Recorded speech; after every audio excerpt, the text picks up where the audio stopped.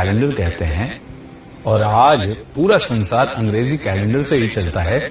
लेकिन आपको जानना चाहिए कि कैसे हमारा या प्राचीन भारत का कैलेंडर कितना वैज्ञानिक है और कैसी सटीक गणनाएं हमारे ऋषि मुनियों और हमारे बुजुर्गों ने की हैं। दुनिया भर में ग्रेगोरियन कैलेंडर के अनुसार 1 जनवरी जिसे ईसा मसीह के जन्म वर्ष से जोड़कर देखा जाता है, नए वर्ष की शुरुआत होती है।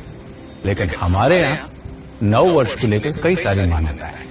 लिहाजा अलग अलग जगहों पर कहीं चैत्र में तो कहीं वैशाख में तो कहीं कार्तिक में नए वर्ष की शुरुआत होती है। इसके पीछे भी कई मान्यताएं हैं।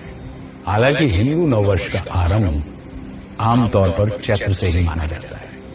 आज समय के माप सेकंड, मिनट, घंटा, दिन, सप्ताह, महीना और वर्ष आदि, लेकिन हमारे ऋषि मुनियों ने, हमारे बुजुर्गों ने समय के और सूक्ष्मतम मानकों तक पहुंचने में सफलता पाई थी।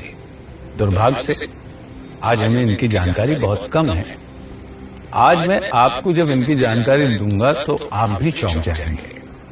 आधुनिक घड़ियां सेकंड के 100वें या 1000वें हिस्से को ही माप सकते हैं, लेकिन हमारे पूर्वजों ने तो सेकंड के 1000वें हिस्से को भी 100 भागों में बांट दिया और उसे परमाणु नाम दिया। हमें विस्मित करने वाला यह विभाजन बड़ा रोचक है। समय के सबसे छोटे हिस्से को परमाणु कहा जाता है। कालगणना इस प्रकार है: 2 परमाणु बराबर 1 अणु, 3 अणु बराबर 1 त्रस रेणु, 3 त्रस रेणु बराबर 1 त्रुटि, 10 त्रुटि बराबर 1 प्राण, 10 प्राण बराबर 1 वेद, 3 वेद बराबर 1 लव और 3 लव बराबर 1 निमेष। निमेष यानी पलक झपकने में जितना समय लगता है उसे निमेष कहा जाता है।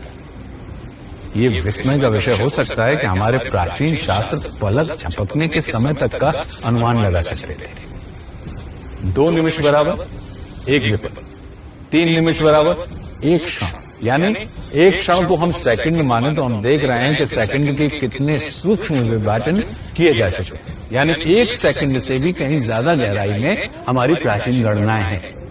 आगे ये देखिए कि कैसे कुछ और चकित करने वाली गणनाएं हमारे ऋषियों ने हमें दी। 20 निमिष बराबर 10 विपल, 1 प्राण या 4 सेकंड, 5 क्षण बराबर 1 काष्ठा। निमेष और क्षण के संबंध को मैंने आपको पहले बताया है। मुझे लगता है कि आज के विद्यार्थियों को इसे और अधिक गहराई से समझना चाहिए, खासतौर पर विज्ञान के छात्रों को जो आगामी शोध के लिए इन गणनाओं पर और कार्य कर सकते हैं।